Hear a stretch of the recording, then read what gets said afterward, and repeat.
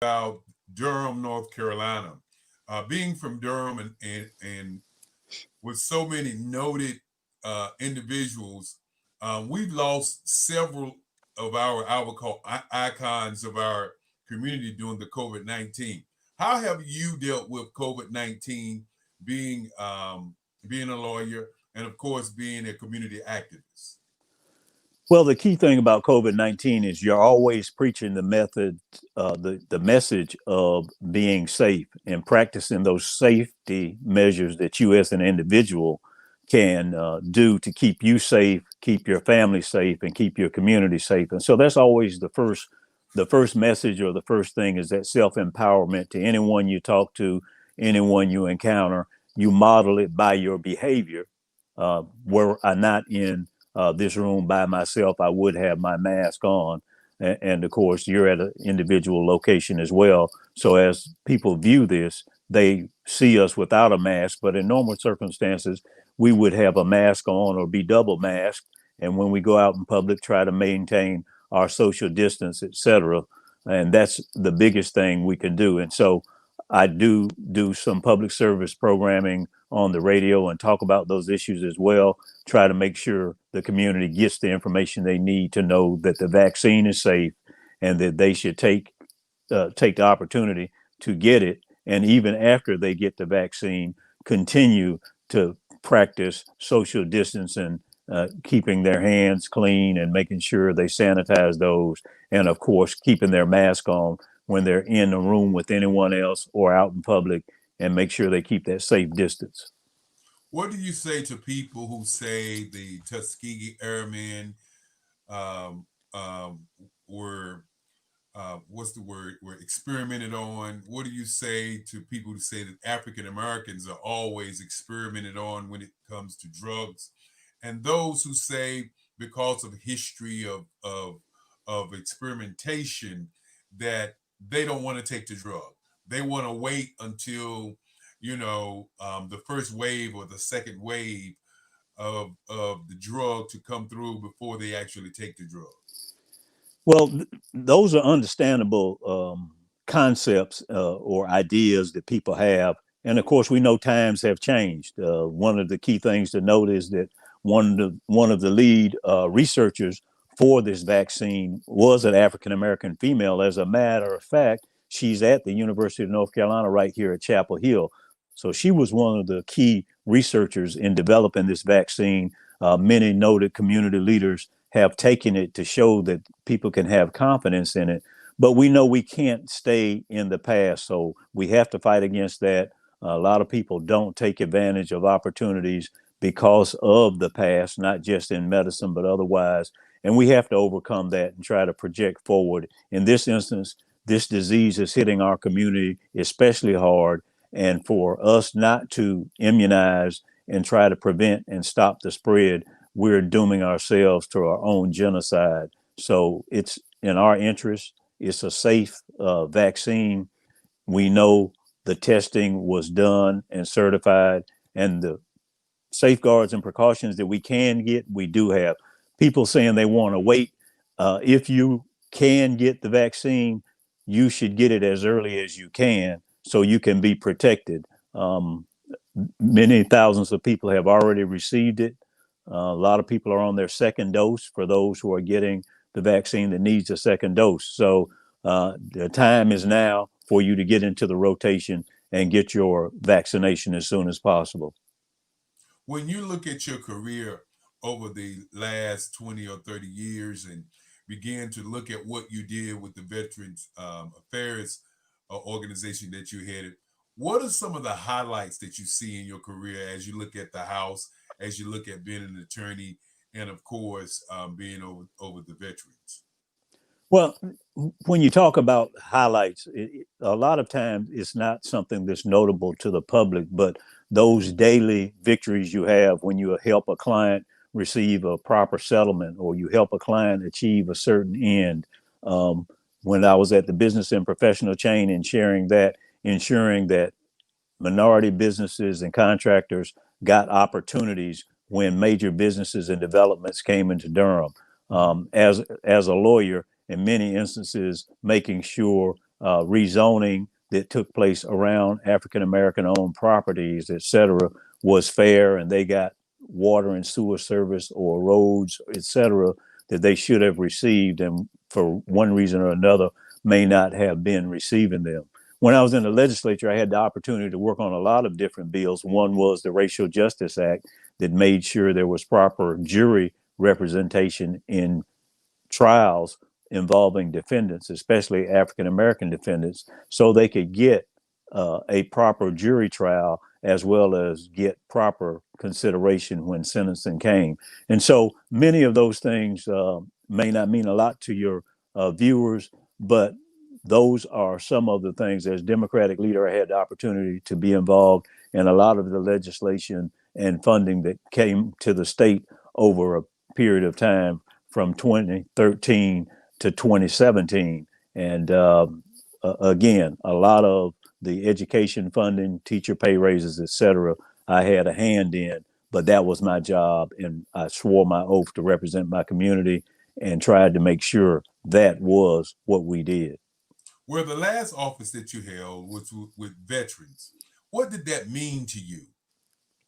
Well, you know, Eric, approximately 80%, it might be 88% of members of the military come from families where the previous generation served in the military. And I'm no different. My father served in the military. He was in the Army. My brother was in the Air Force. I had cousins who were in the Navy, military tradition in our family. And so I followed suit in the Marine Corps and really had an opportunity to be involved there. As I came out of the Marine Corps, came back and began practicing in Durham, and then got involved in local politics as well as a local advocacy with groups.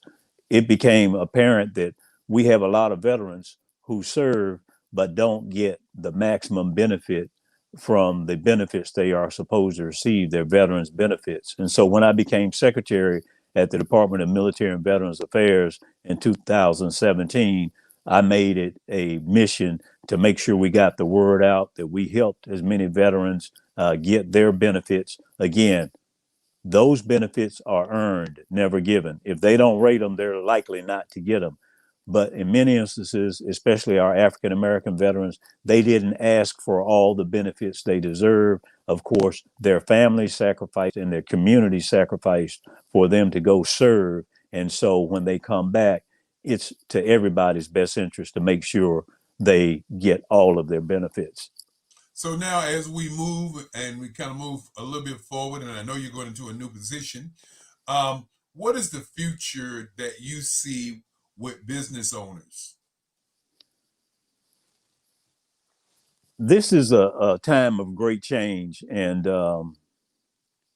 business owners have to really be thinking about the future and how do they invest in the future. This is a time of great upheaval. A lot of people have issues with funding or protocol for COVID.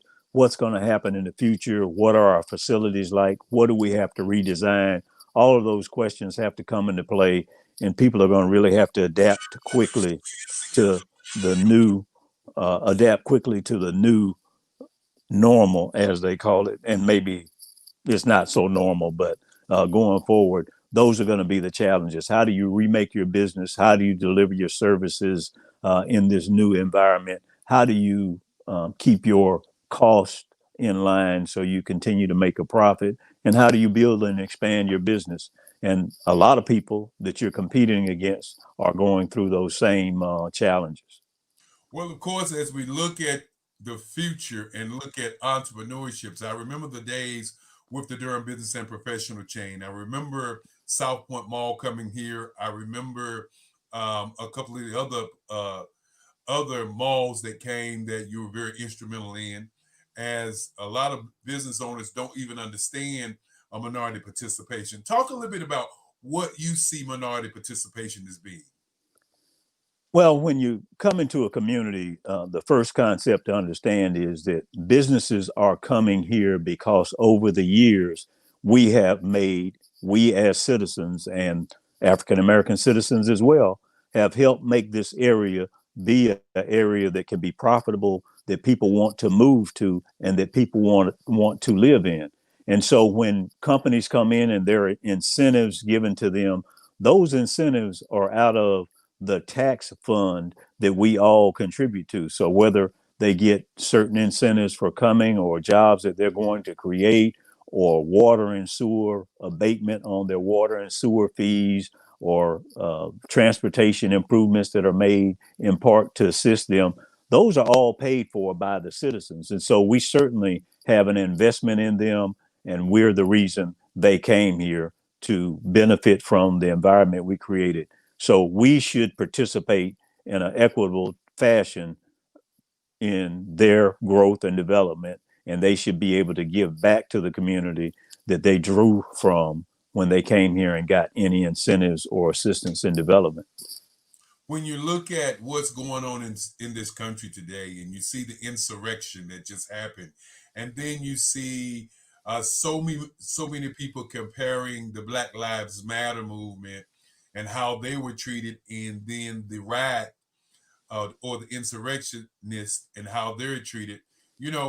What is your take on that?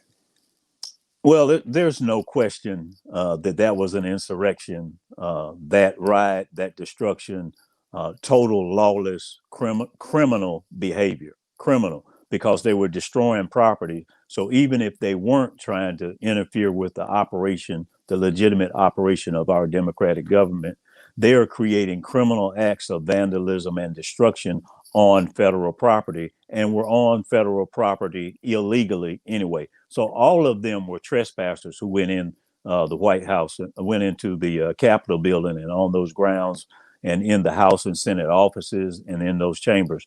They were all trespassers, first of all, and many of them destroyed property, injured individuals. Two officers have died. And so anyone who participated in that, and if they were former military and police officers that we know who were involved, even some local elected officials, all of them are in violation of the oaths that they have taken, either as a serviceman, as a police officer, or emergency responder, or as a local official.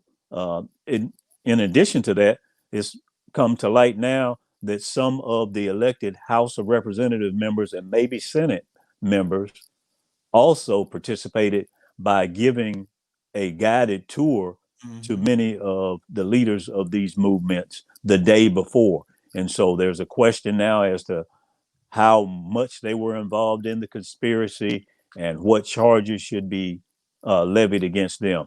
But certainly it's a disgrace. It's unconscionable. It for some of the folks who were involved, if they were active duty or otherwise elected officials, acts of treason, and we know those are punishable by the death penalty, but certainly an insurrection. And whatever measures can be taken, administrative, regulatory, criminal, federal, civil, whatever actions need to be taken against all of them who did it, all of them. As a person who served in the military, and I still consider myself a Marine, we take a solemn oath, and everybody else who took it and participated in that is disgracing the service and all the other, dishonoring as well as disgracing all the other servicemen who have served and those who have died for other countries, even to have democratic systems. And what a disgrace for that to happen in our federal capital. Well, as we watched this insurrection, and now we're moving and we're heading to the inauguration of Joe Biden. There's a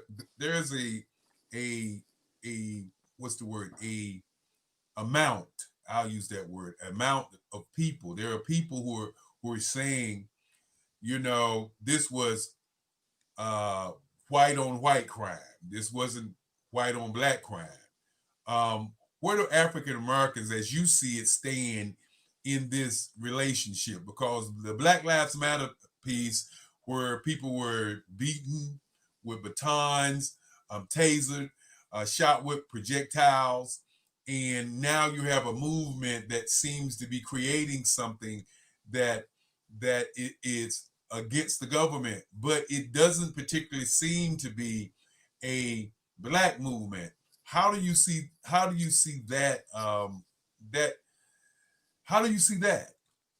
Well, I think you're right. Many people should call this white on white crime, but we have to keep in mind that when those mobs came into the Capitol, they also specifically sought out black members. They sought out the vice president, they sought out the head of the House of Representatives, Representative Nancy Pelosi. They went into specifically the offices of many black members, and they had to know where they were. They didn't just happen upon them. In the amount of time they took, they had to know where they were. I've been in the Capitol, and I've been there in the House and Senate wings of the Capitol several times. And every time I would go over the last 4 years, I would have to make sure I got the state liaison to go with me so we could move quickly from office to office in different parts of the building and different annexes on different floors and using different tunnels and elevators, et cetera. So again, it appears someone was involved on the inside, not just in the Capitol Police, but otherwise. And the racism that's involved, hundreds of complaints in the Capitol Hill Police Department had been filed, and I imagine similar in the House and the Senate, Sergeant at Arms forces complaining about racism within the ranks. And so we saw on the film that many of some Capitol Police officers appeared to open the gates and allow entry of these thugs and insurrectionists, these traitors, open the gates with them, take pictures with them, wear the MAGA hats with them.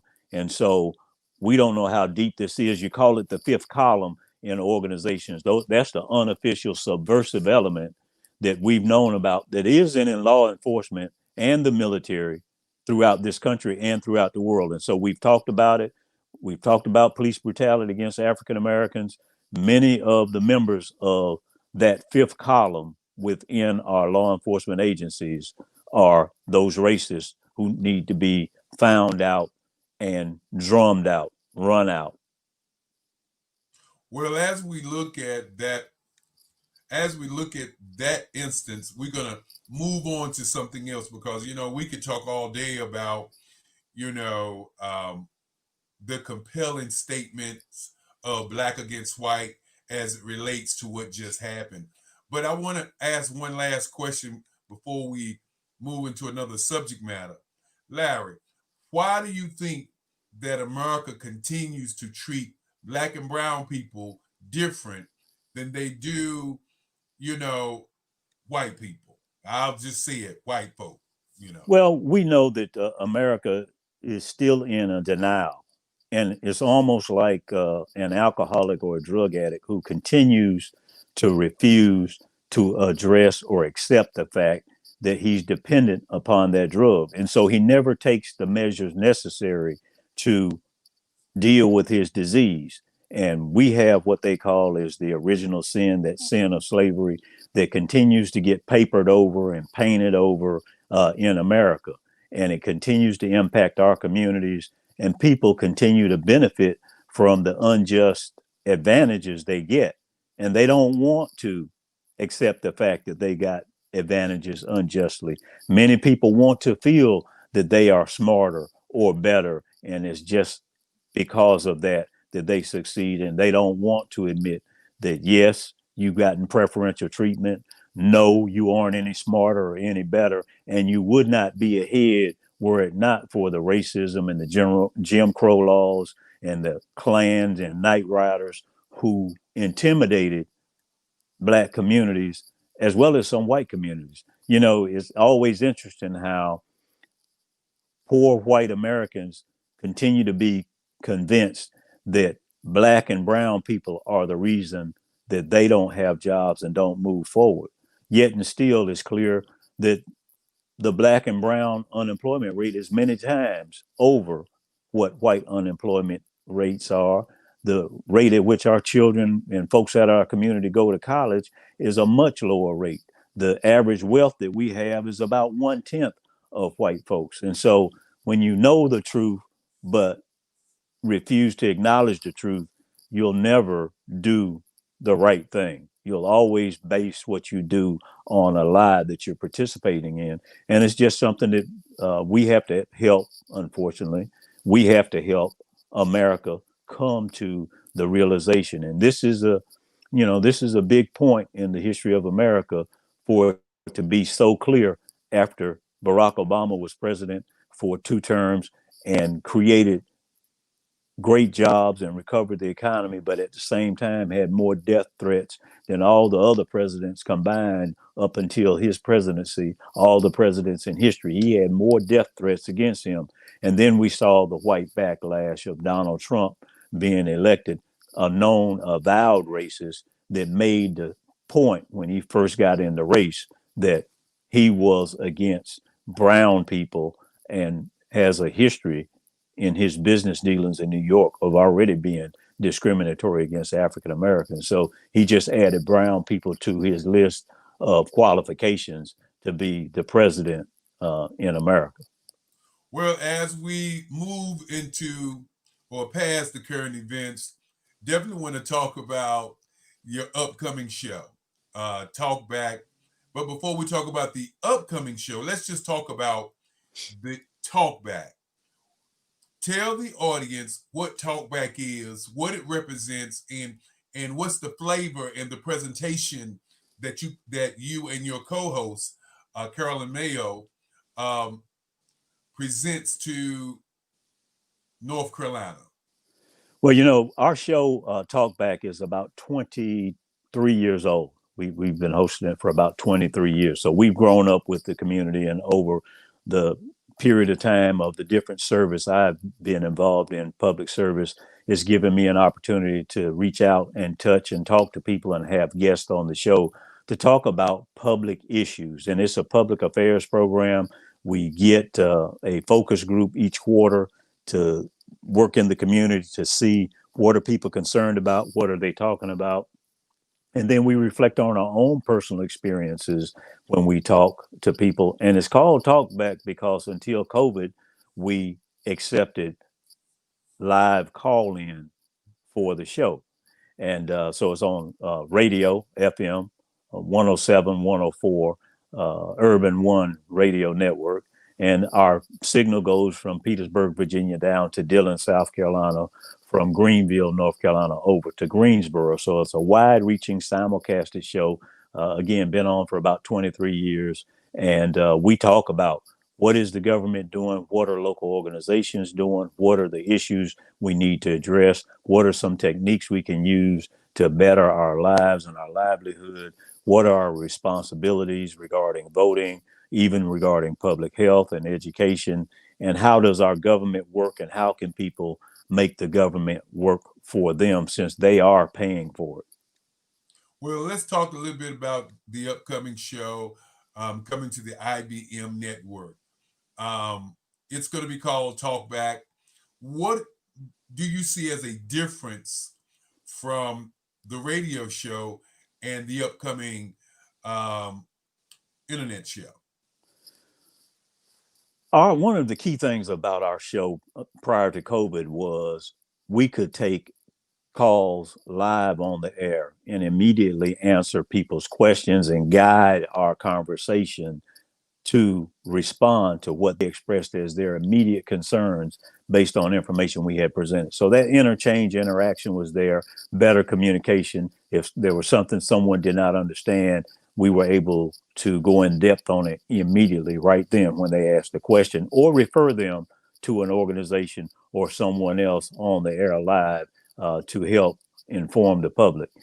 With this new internet virtual broadcast, we will be able to do something similar, enhance our communication. They will be able to see us, see our hand motions, see our faces, see our emotion, and more able to identify with what we're saying, what we're feeling, and what we're trying to express. And we think that enhanced communication gets us back to being more effective as we engage the people of North Carolina on issues important to them. Are you going to have any changes on your show? Are you going to have different hosts? Or are you going to have the same host? Or what? Are there any surprises and I shouldn't say surprises because we haven't seen it yet, so there can't be a surprise. Well, we're going to have a lot of flexibility with the show. We now are much more of a magazine format with different segments on different issues, from Black business, which you're often a visitor to the show, to healthcare and health related issues, especially during this time of COVID, to eligibility and access to education. And we'll have different segments on our show to inform the public about how they can better access and increase their quality of life and their revenue and income and those type things. So I don't know that it'll be a surprise, but it will be an enhancement. And we try to learn and do better with each show.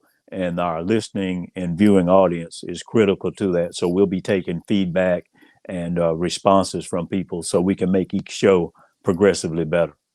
Now, is this going to be a 30-minute show, an hour show? Um, what what kind of format is it going to be? Is it going to be um, interviewing We people, interviewing people, or is it going to be a show where you actually bring videos of things that you want to talk about? What is the show gonna look like? Well, again, it will be emerging show on different technologies being incorporated since we've now moved to a viewing screen. But we'll certainly have four segments of approximately 15 minutes each, probably three new segments each show, and then one segment, this a repeat segment that we would have heard from viewers or listeners who wanted to have a certain topic discussed again. And so that'll be the format going forward. And again, by being virtual, but also being seen by video cameras, we will be able to show and better emphasize what the issues are we're talking about, whether there's a videotape clip that is incorporated or whether there's some audio visual aids that will be presented in the studio. Now, as you look at the Talkback Show on radio, and now you're moving it to a different platform, and you're going to get an opportunity to also push it across many of the social media um, platforms. Larry, what do you want this show to do to people in the community? Well, what we wanted to do is empower them. We wanted to empower them and show them the power they have as an individual, as a coordinated group, as a citizen, as a taxpayer, and understand the dynamic and the paradigm that the government works for you. That many of these organizations and institutions have an obligation to serve you, that in most instances you have paid for them. And we often use the phrase always earned, never given. You have already earned these types of assistance and benefits. And because we don't utilize them to the greatest extent possible, we leave something on the table that should be coming to our community, to our family, to our organizations. And we need to be empowered and take control and be responsible for our own destiny. When you talk about your own destiny and talk about things that you're doing, how do people get in touch with you if they want to be on your show? If they have something to say, as my son used to say, I have something to say. How do people get involved in that process? Well, one of the things they can do is make sure they go to the Foxy website, Foxy 107 website, and engage there. They can also go to my email address, Larry Hall 29 at iCloud, Larry Hall, the number 29 at iCloud.com, and send me a note or feedback on what it is they want to discuss or want to hear about. And then as they tune into our show, and we'll be on tomorrow morning at 8 a.m. on Foxy 107, 104 FM. And you'll also be able to hear what the topics are we talk about. And again, go to that website, Radio Urban Radio, and see what contact information they have for our show. So those are the best ways to contact us. We're on every other Sunday at 8 a.m. on Foxy 107, 104, as we said. And certainly you can contact us by email, larryhall29@icloud.com. And of course, I'm a media guy, I'm an advertising guy, I'm a marketing guy. I'm gotta ask the question. It's the elephant in the room. Um, no website at this present time? Are you guys working on a talkback website of some sort where people can actually go back and see some of the video or actually hear some of your audio and continue to, invigorate and revive the minds of those who listen and who have been fans of yours for the past 23 years? We are going to create a new website to do just what you talked about in effort to have better communication, since we don't have the live show. It's pre-recorded. And so we'll be doing that to have a catalog of the different audio clips that we have done. And then going forward, we'll have the clips from the video shows we'll do on the new talkback. So your vision is exactly what we want to do, and we will have that website up. And we look forward to people utilizing it and giving us recommendations on how to improve it. When you say the word we, and I'm sure that those who've never heard about Talkback, they may not know of your co-host or other hosts that you have on your show. Can you elaborate on that just a little bit? Well, we recognized several years ago that we needed to make sure we had representation, a diverse representation on our show. And what we did was we recruited a young lady, Miss Carolyn Mayo, who is an entrepreneur, a second generation entrepreneur in the healthcare field in the Triangle area, to bring her expertise as a mother, as a female professional, as a business owner, to bring that viewpoint into the show. And so when I say we, that is the other part of we. We also have a guest who is a frequent guest named Henry Lancaster, who is a consultant for governmental affairs in Raleigh, North Carolina, primarily with state government, to come in and explain critical issues like the budget or the effects of the elections or other items, so we can keep our viewers and listeners informed. Well, as we look at things happening in today's society, what are some of the things that you're possibly going to talk about on tomorrow when your show airs? Well, we're certainly going to talk about what happened at the Capitol on January 6th and what the fallout or result or what that means. We're going to talk about COVID-19 and the issue you brought up about the safety of the vaccinations, the impact on the African American community, and then the lessons we've learned going forward about this, because it's not a one-off. We're likely to have and have had some different types of COVID-19 that spread more rapidly than the standard version that we had the vaccines for. And we understand the vaccine is effective against them too, but they are more contagious, so they can spread more rapidly. And then we know we have the regular flu that comes, and potentially another pandemic in another few years. So we have to get this healthcare system right. And we're talking about what do we do to make sure we get that healthcare system right. And then finally, we deal a little bit in the arts and talk about arts and literature, et cetera. And we had an author on our show, Reverend Carl Kinney, who is a Durham native, actually from Missouri originally, but Duke Divinity School in Durham, and recently back in the area over the last few years, and talked to him on our book notes segment about his second book that he has out, talking about his relationship with his father in his father's waning years of life and his health challenges, and how he as a son did things to assist and take care of his father like his father did for him when he was a child. And so a very moving, touching interview there about that importance of that relationship and the transition of the next generations. Well, as we look at your show tomorrow, we want to say thank you for allowing us to be a part of it, and and getting information about it. Now, for those who want to tune in tomorrow, who are actually listening to the show this evening, how do they tune in? How do they listen to Talkback? Well, you can go to Urban Radio and go to the Raleigh station and listen over the internet. Or if you're in the local viewing area, you can go to 107.1 or 104.3 at 8 a.m. And I think we'll come on right before the Al Sharpton show now. And Al Sharpton will be following us. So I guess we're the opening act for him. Now, just to clarify, before they changed our show time, he used to be the opening act for Talkback. So we have a evolving relationship with the Al Sharpton, Reverend Al Sharpton show. So again, tune in 8 a.m.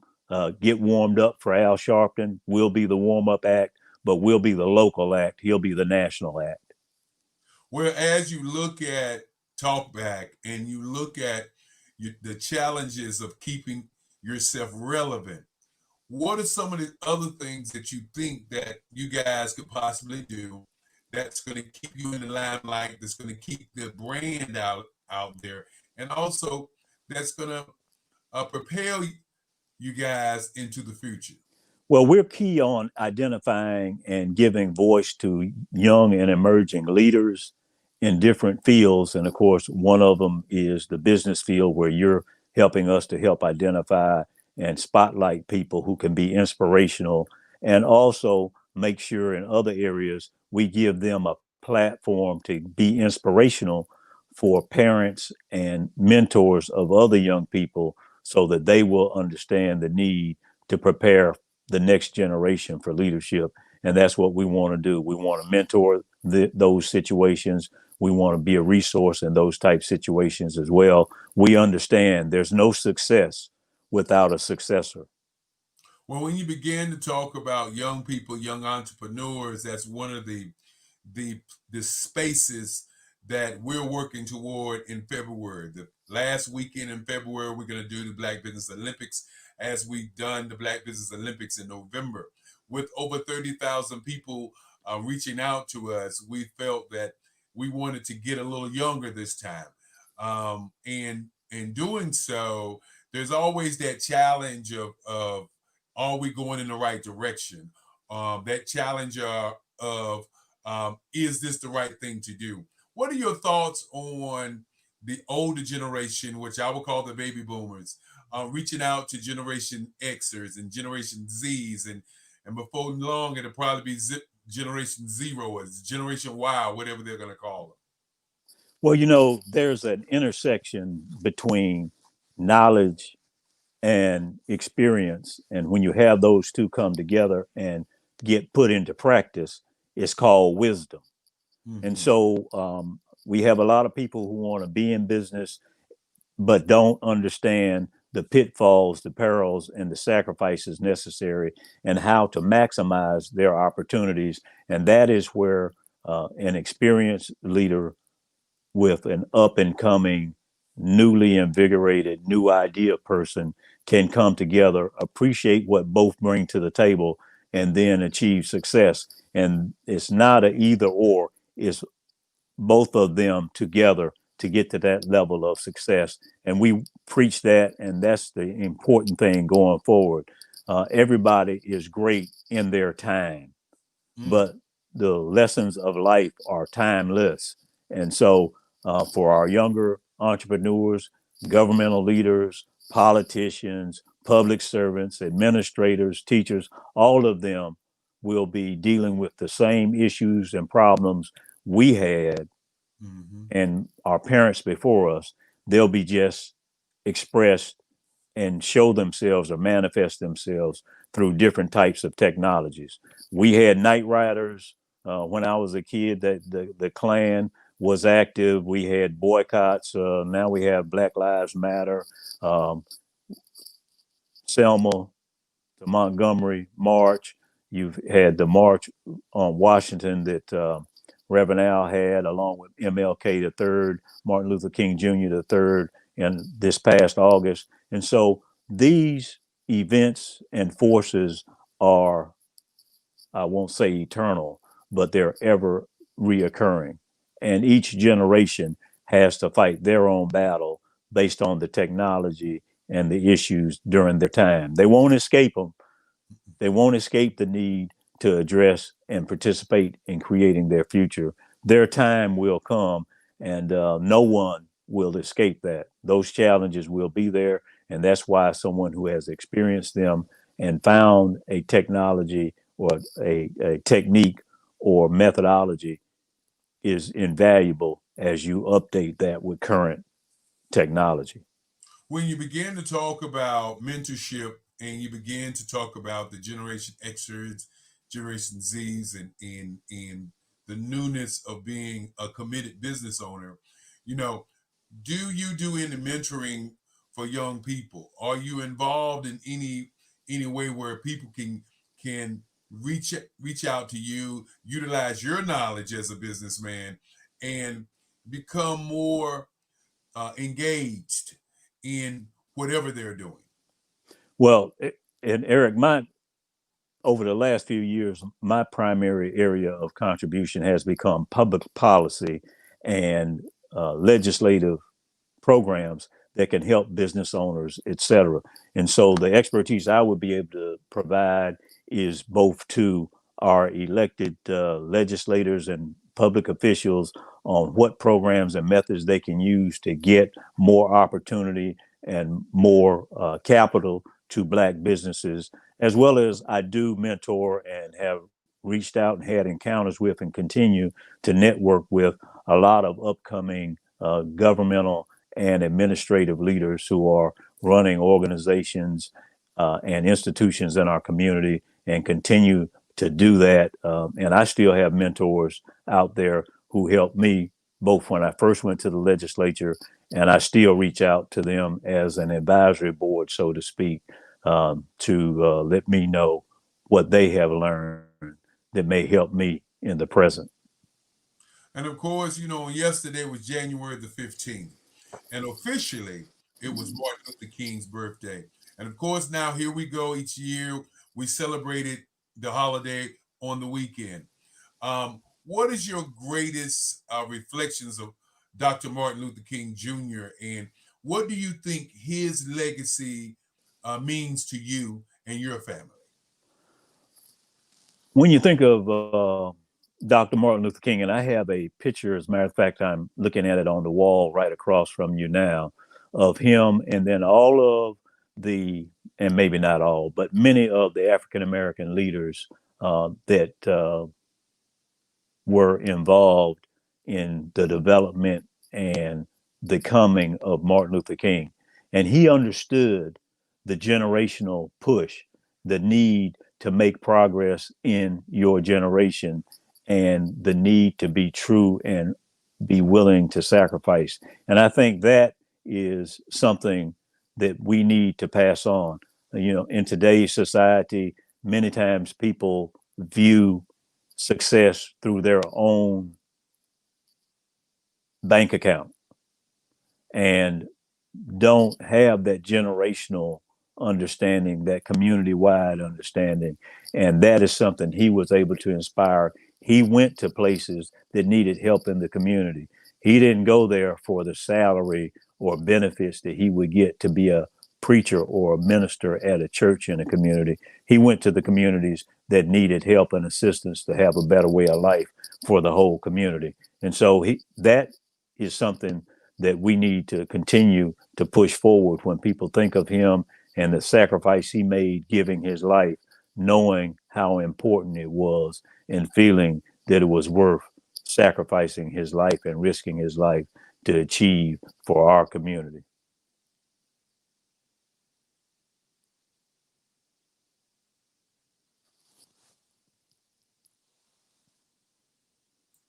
Thank you so very much.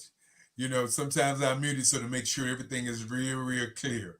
My last piece was, are there any parting shots that you'd like to leave with us? Or is there any inspirational statement that you'd like to leave us with, as not only as a people, but as human beings, because you knew my grandmother, and my grandmother would say that to me oftentimes that it's not about black, it's not about white, it's about humanity. It's about humans. We all are humans. And, when I reflect on all the times that I listened to her and all the times that I was in those meetings where she was a negotiator for the AFL-CIO, for Farmers Exchange, and being that lady who was in the middle to be a balancing rod for everybody. Talk a little bit about any inspiration that you might have to people who are looking for leadership or looking for inspiration today.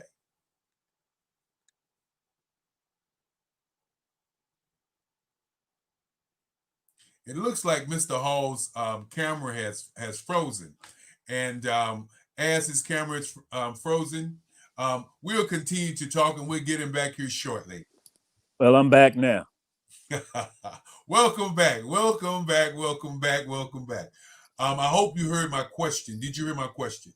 I heard you talking about Miss Lovella Kelly and her negotiations and her appreciation for humanity and human rights, not just African American rights or civil rights. And then when you got to the end of that statement, I lost you for a minute. Where the end of the statement was, do you have any inspirational ideas or thoughts that you like to leave with us as a parting shot in terms of us as a people going forward? Well, my observations won't be anything groundbreaking or new, but understanding that the importance of knowledge, the importance of being able to seek out both the truth and information and being able to process information. Those skills that you learn, they may be academic in nature, but they'll serve you over your lifetime. And so it's important every opportunity you have to increase the ability to attain knowledge for your family, for your community, to ensure there's a good education system available, whether online or bricks and mortar. Those opportunities to enrich your cultural appreciation for your heritage and understand who you are and where you come from are just indispensable, because it won't always be about, do you have money?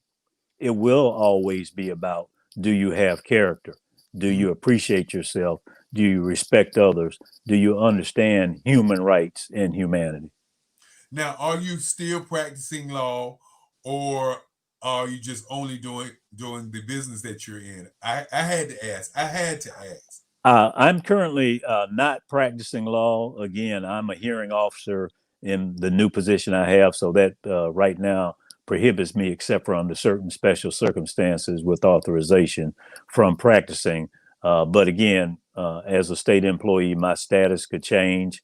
And so I certainly keep my law license valid and current and continue to do my professional education, continuing legal education every year to stay abreast of what the laws and the changes are. So I still do consult though, and but I am not making courtroom appearances except as a hearing officer in the tort claims cases against the state of North Carolina.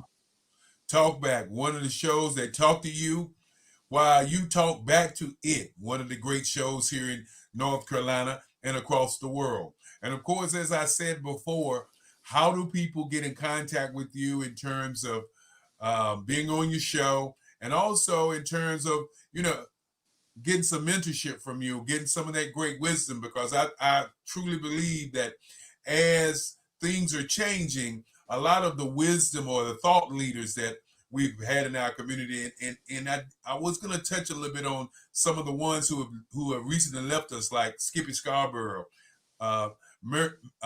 Marianne Black. Marianne Black, Andrea Harris. That's right. And of course the Carolina Times, Kenneth Edmonds, and the list goes on and on. And we who are still here, and I remember a long time ago when we were talking, you said that a lot of people speak not from a perch position.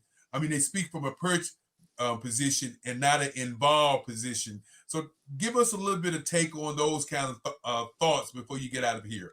Well, I want to make sure I attribute that turn of a phrase to Benjamin Chavis, a meeting I had with him as we talked about leadership and some of the activities he had been involved in and what some of his challenges were in trying to make sure his issues went forward.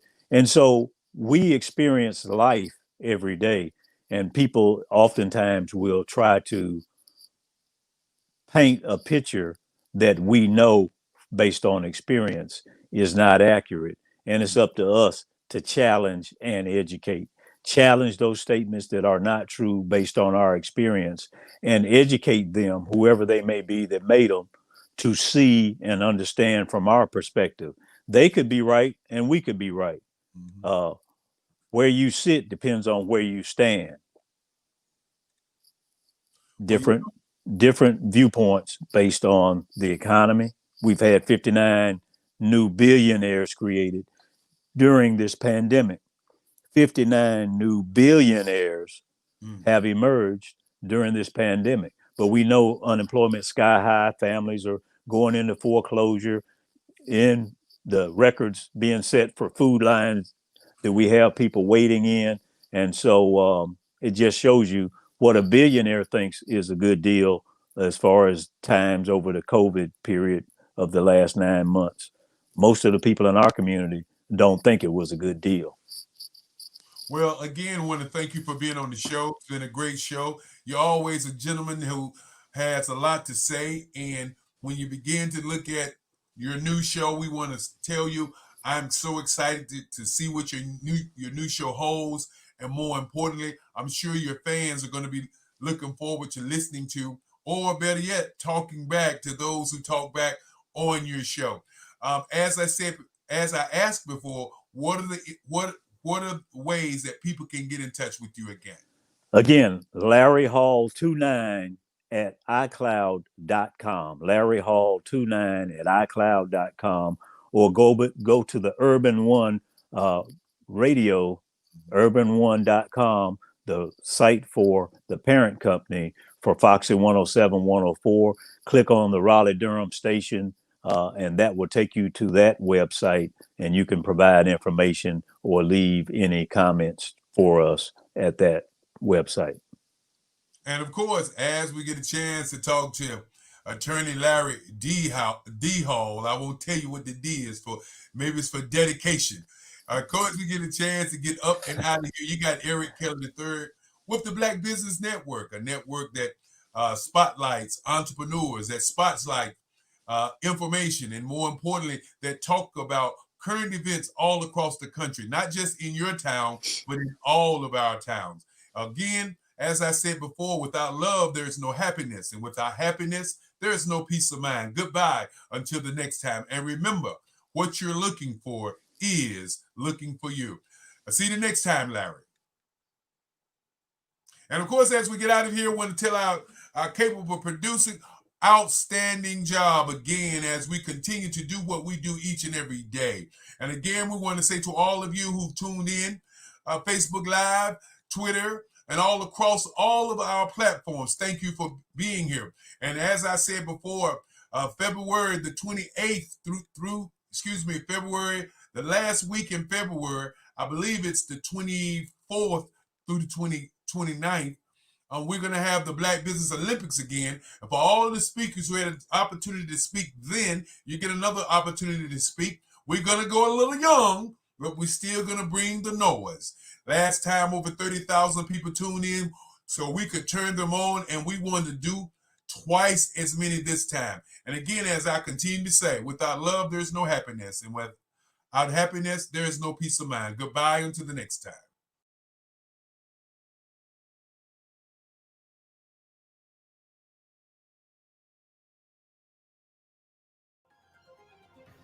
I am Black Business. From the moment I wake until the time I sleep, I am Black Business. I am Black Business. Are you Black Business?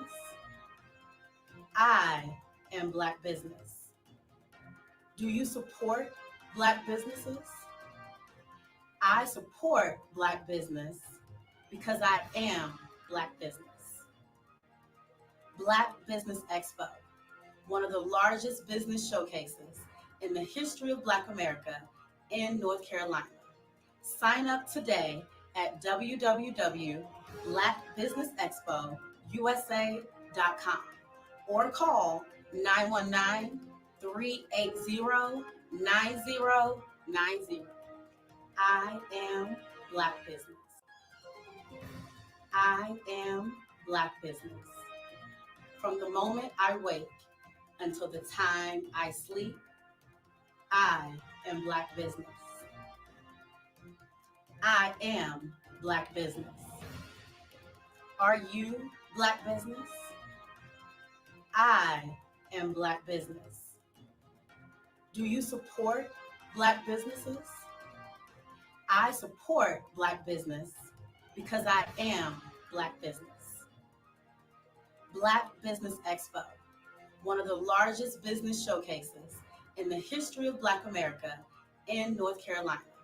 Sign up today at www.blackbusinessexpousa.com or call 919-380-9090. I am Black business. I am Black business. From the moment I wake until the time I sleep, I am Black business. I am Black business. Are you Black business? I am Black business. Do you support Black businesses? I support Black business because I am Black business. Black Business Expo, one of the largest business showcases in the history of Black America in North Carolina. Sign up today at www.blackbusinessexpousa.com or call 919-380-9090. I am Black business. I am Black business. From the moment I wake until the time I sleep, I am Black business. I am Black business. Are you Black business? I am Black business. Do you support Black businesses? I support Black business because I am Black business. Black Business Expo, one of the largest business showcases in the history of Black America in North Carolina. Sign up today at www.blackbusinessexpousa.com or call 919-380-9090. I am Black business. I am Black business. From the moment I wake until the time I sleep, I am Black business. I am Black business. Are you Black business? I am Black business. Do you support Black businesses? I support Black business because I am Black business. Black Business Expo, one of the largest business showcases in the history of Black America in North Carolina. Sign up today at www.blackbusinessexpousa.com or call 919-380-9090. I am Black business. Black Business Expo, one of the largest business showcases in the history of Black America in North Carolina. Sign up today at www.blackbusinessexpousa.com or call 919-380-9090. 9090. I am Black Business.